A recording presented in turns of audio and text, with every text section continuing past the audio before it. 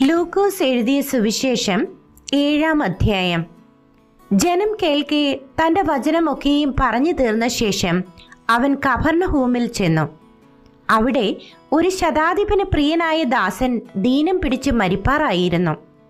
അവൻ യേശുവിന്റെ വസ്തുത കേട്ടിട്ട് അവൻ വന്ന് തന്റെ ദാസനെ രക്ഷിക്കേണ്ടതിന് അവനോട് അപേക്ഷിപ്പാൻ യഹൂദന്മാരുടെ മൂപ്പന്മാരെ അവന്റെ അടുക്കൽ അയച്ചു. അവർ യേശുവിന്റെ അടുക്കൽ വന്ന് അവനോട് താൽപ്പര്യമായി അപേക്ഷിച്ചു, നീ അത് ചെയ്തു കൊടുപ്പാൻ അവൻ യോഗ്യൻ. അവൻ നമ്മുടെ ജനത്തെ സ്നേഹിക്കുന്നു, ഞങ്ങൾക്കൊരു പള്ളിയും തീർപ്പിച്ചു തന്നിരിക്കുന്നു എന്ന് പറഞ്ഞു. യേശു അവരോട് കൂടെ പോയി. വീട്ടിനോട് അടുപ്പാറായപ്പോൾ ശതാധിപൻ സ്നേഹിതന്മാരെ അവന്റെ അടുക്കൽ അയച്ചു. കർത്താവേ, പ്രയാസപ്പെടേണ്ട, നീ എൻ്റെ പുരയ്ക്കകത്ത് വരുവാൻ ഞാൻ പോരാത്തവൻ. അതുകൊണ്ട് നിന്റെ അടുക്കൽ വരുവാൻ ഞാൻ യോഗ്യൻ എന്ന് എനിക്ക് തോന്നിയിട്ടില്ല. ഒരു വാക്ക് കൽപ്പിച്ചാൽ എൻ്റെ ബാല്യക്കാരന് സൗഖ്യം വരും. ഞാനും അധികാരത്തിന് കീഴ്പ്പെട്ട മനുഷ്യൻ. എൻ്റെ കീഴിൽ പടയാളികളുണ്ട്. ഒരുവനോട് പോക എന്ന് പറഞ്ഞാൽ അവൻ പോകുന്നു, മറ്റൊരുവനോട് വരിക എന്ന് പറഞ്ഞാൽ അവൻ വരുന്നു. എൻ്റെ ദാസനോട് ഇത് ചെയ്യുക എന്ന് പറഞ്ഞാൽ അവൻ ചെയ്യുന്നു എന്ന് പറയിച്ചു. യേശു അത് കേട്ടിട്ട് അവങ്കൽ ആശ്ചര്യപ്പെട്ട് തിരിഞ്ഞു നോക്കി. അനുഗമിക്കുന്ന കൂട്ടത്തോട്, ഇസ്രായേലിൽ കൂടി ഇങ്ങനെയുള്ള വിശ്വാസം ഞാൻ കണ്ടിട്ടില്ല എന്ന് ഞാൻ നിങ്ങളോട് പറയുന്നു എന്ന് പറഞ്ഞു. ശതാധിപൻ പറഞ്ഞയച്ചിരുന്നവർ വീട്ടിൽ മടങ്ങി വന്നപ്പോൾ ദാസനെ സൗഖ്യത്തോടെ കണ്ടു. പിറ്റന്നാൾ അവൻ നയീൻ എന്ന പട്ടണത്തിലേക്ക് പോകുമ്പോൾ അവൻ്റെ ശിഷ്യന്മാരും വളരെ പുരുഷാരവും കൂടെ പോയി.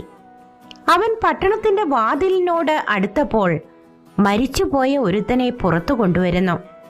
അവൻ അമ്മയ്ക്ക് ഏകജാതനായ മകൻ, അവളോ വിധവയായിരുന്നു. പട്ടണത്തിലെ ഒരു വലിയ പുരുഷാരവും അവളോട് കൂടെ ഉണ്ടായിരുന്നു. അവളെ കണ്ടിട്ട് കർത്താവ് മനസ്സലിഞ്ഞ് അവളോട് കരയേണ്ട എന്ന് പറഞ്ഞു. അവൻ അടുത്തു ചെന്നു മഞ്ചം തൊട്ട് ചുമക്കുന്നവർ നിന്നു. ബാല്യക്കാരാ, എഴുന്നേൽക്ക എന്ന് ഞാൻ നിന്നോട് പറയുന്നു എന്ന് അവൻ പറഞ്ഞു. മരിച്ചവൻ എഴുന്നേറ്റ് ഇരുന്ന് സംസാരിക്കുവാൻ തുടങ്ങി. അവൻ അവനെ അമ്മയ്ക്ക് ഏൽപ്പിച്ചു കൊടുത്തു. എല്ലാവർക്കും ഭയം പിടിച്ചു. ഒരു വലിയ പ്രവാചകൻ നമ്മുടെ ഇടയിൽ എഴുന്നേറ്റിരിക്കുന്നു, ദൈവം തൻ്റെ ജനത്തെ സന്ദർശിച്ചിരിക്കുന്നു എന്ന് പറഞ്ഞ് ദൈവത്തെ മഹത്വീകരിച്ചു. അവനെക്കുറിച്ചുള്ള ഈ ശ്രുതി യഹൂദയിലൊക്കെയും ചുറ്റുമുള്ള നാടെങ്ങും പരന്നു. ഇതൊക്കെയും യോഹന്നാന്റെ ശിഷ്യന്മാർ അവനോട് അറിയിച്ചു. എന്നറി യോഹന്നാൻ തൻ്റെ ശിഷ്യന്മാരിൽ 2 പേരെ വിളിച്ച് കർത്താവിൻ്റെ അടുക്കൽ അയച്ചു. വരുവാനുള്ളവൻ നീയോ, അല്ല ഞങ്ങൾ മറ്റൊരുത്തനെ കാത്തിരിക്കണമോ എന്ന് പറയിച്ചു. ആ പുരുഷന്മാർ അവൻ്റെ അടുക്കൽ വന്ന്, വരുവാനുള്ളവൻ നീയോ, അല്ല ഞങ്ങൾ മറ്റൊരുത്തനെ കാത്തിരിക്കണമോ എന്ന് ചോദിപ്പാൻ യോഹന്നാൻ സ്നാപകൻ ഞങ്ങളെ നിന്റെ അടുക്കൽ അയച്ചിരിക്കുന്നു എന്ന് പറഞ്ഞു. ആ നാഴികയിൽ അവൻ വ്യാധികളും ദണ്ണങ്ങളും ദുരാത്മാക്കളും പിടിച്ച പലരെയും സൗഖ്യമാക്കുകയും പല കുരുടന്മാർക്കും കാഴ്ച നൽകുകയും ചെയ്തിട്ട് അവരോട്, കുരുടർ കാണുന്നു, മുടന്തർ നടക്കുന്നു, കുഷ്ഠരോഗികൾ ശുദ്ധരായി തീരുന്നു, ചെകിടർ കേൾക്കുന്നു, മരിച്ചവർ ഉയർത്തെഴുന്നേൽക്കുന്നു, ദരിദ്രന്മാരോട് സുവിശേഷം അറിയിക്കുന്നു എന്നിങ്ങനെ നിങ്ങൾ കാണുകയും കേൾക്കുകയും ചെയ്യുന്നത് യോഹന്നാനെ ചെന്ന് അറിയിപ്പിൻ. എന്നാൽ എങ്കിൽ ഇടറിപ്പോകാത്തവൻ ഭാഗ്യവാൻ എന്നുത്തരം പറഞ്ഞു. യോഹന്നാന്റെ ദൂതന്മാർ പോയ ശേഷം അവൻ പുരുഷാരത്തോട് യോഹന്നാനെ കുറിച്ച് പറഞ്ഞു തുടങ്ങിയത്, നിങ്ങൾ എന്ത് കാണുവാൻ മരുഭൂമിയിലേക്ക് പോയി? കാറ്റിനാൽ ഉലയുന്ന ഓടയോ? അല്ല, എന്ത് കാണുവാൻ പോയി? മാർദ്ദവ വസ്ത്രം ധരിച്ച മനുഷ്യനെയോ? മോടിയുള്ള വസ്ത്രം ധരിച്ച് സുഖഭോഗികളായി നടക്കുന്നവർ രാജധാനികളിൽ അത്രേ. അല്ല, എന്ത് കാണുവാൻ പോയി? ഒരു പ്രവാചകനെയോ? അതെ, പ്രവാചകനിലും മികച്ചവനെ തന്നെ എന്ന് ഞാൻ നിങ്ങളോട് പറയുന്നു. ഞാൻ എൻ്റെ ദൂതനെ നിനക്ക് മുൻപായി അയക്കുന്നു. അവൻ നിന്റെ മുൻപിൽ നിനക്ക് വഴിയൊരുക്കും എന്ന് എഴുതിയിരിക്കുന്നത് അവനെക്കുറിച്ചാകുന്നു.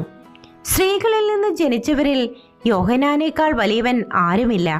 ദൈവരാജ്യത്തിൽ ഏറ്റവും ചെറിയവനോ അവനിലും വലിയവൻ എന്ന് ഞാൻ നിങ്ങളോട് പറയുന്നു. എന്നാൽ ജനമൊക്കെയും ചുങ്കക്കാരും കേട്ടിട്ട് യോഹന്നാന്റെ സ്നാനം ഏറ്റതിനാൽ ദൈവത്തെ നീതീകരിച്ചു. എങ്കിലും പരീശന്മാരും ന്യായശാസ്ത്രിമാരും അവനാൽ സ്നാനമേൽക്കാതെ ദൈവത്തിന്റെ ആലോചന തങ്ങൾക്ക് വൃഥാവാക്കി കളഞ്ഞു. ഈ തലമുറയിലെ മനുഷ്യരെ ഏതിനോട് ഉപമിക്കേണ്ടു? അവർ ഏതിനോട് തുല്യം? ഞങ്ങൾ നിങ്ങൾക്കായി കുഴലൂതി, നിങ്ങൾ നൃത്തം ചെയ്തില്ല. ഞങ്ങൾ നിങ്ങൾക്കായി വിലാപം പാടി, നിങ്ങൾ കരഞ്ഞില്ല എന്ന് ചന്തസ്ഥലത്തിരുന്ന് അന്യോന്യം വിളിച്ചു പറയുന്ന കുട്ടികളോട് അവർ തുല്യർ. യോഹന്നാൻ സ്നാപകൻ അപ്പം തിന്നാതെയും വീഞ്ഞു കുടിക്കാതെയും വന്നിരിക്കുന്നു. അവന് ഭൂതമുണ്ട് എന്ന് നിങ്ങൾ പറയുന്നു. മനുഷ്യപുത്രൻ തിന്നും കുടിച്ചും കൊണ്ട് വന്നിരിക്കുന്നു.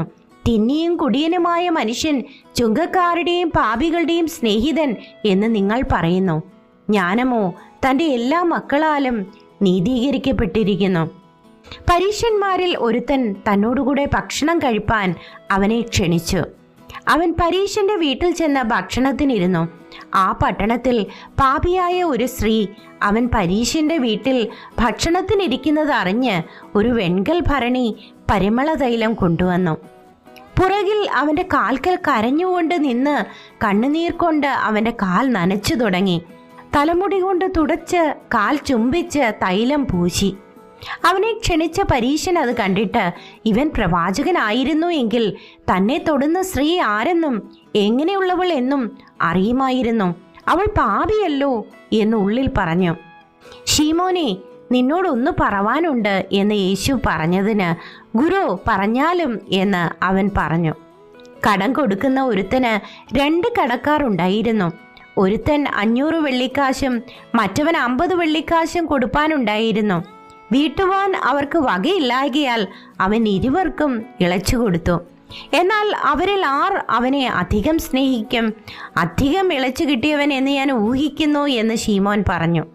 അവൻ അവനോട്, നീ വിധിച്ചത് ശരി എന്ന് പറഞ്ഞു. സ്ത്രീയുടെ നേരെ തിരിഞ്ഞ് ശീമോനോട് പറഞ്ഞത്, ഈ സ്ത്രീയെ കാണുന്നുവോ? ഞാൻ നിന്റെ വീട്ടിൽ വന്നു, നീ എൻ്റെ കാലിന് വെള്ളം തന്നില്ല. ഇവളോ കണ്ണുനീർ കൊണ്ട് എൻ്റെ കാൽ നനച്ചു, തലമുടി കൊണ്ട് തുടച്ചു. നീ എനിക്ക് ചുംബനം തന്നില്ല. ഇവളോ ഞാൻ അകത്തു വന്നത് മുതൽ ഇടവിടാതെ എൻ്റെ കാൽ ചുംബിച്ചു. നീ എൻ്റെ തലയിൽ തൈലം പൂശിയില്ല. ഇവളോ പരിമള തൈലം കൊണ്ട് എൻ്റെ കാൽ പൂശി. ആകയാൽ ഇവളുടെ അനേകമായ പാപങ്ങൾ മോചിച്ചിരിക്കുന്നു എന്ന് ഞാൻ നിന്നോട് പറയുന്നു. അവൾ വളരെ സ്നേഹിച്ചുവല്ലോ. അല്പം മോചിച്ചു കിട്ടിയവൻ അല്പം സ്നേഹിക്കുന്നു. പിന്നെ അവൻ അവളോട്, നിന്റെ പാപങ്ങൾ മോചിച്ചു തന്നിരിക്കുന്നു എന്ന് പറഞ്ഞു. അവനോടുകൂടെ പന്തിയിൽ ഇരുന്നവർ, പാപമോചനവും കൊടുക്കുന്ന ഇവൻ ആർ എന്ന് തമ്മിൽ പറഞ്ഞു തുടങ്ങി. അവനോ സ്ത്രീയോട്, നിന്റെ വിശ്വാസം നിന്നെ രക്ഷിച്ചിരിക്കുന്നു, സമാധാനത്തോടെ പോക എന്ന് പറഞ്ഞു.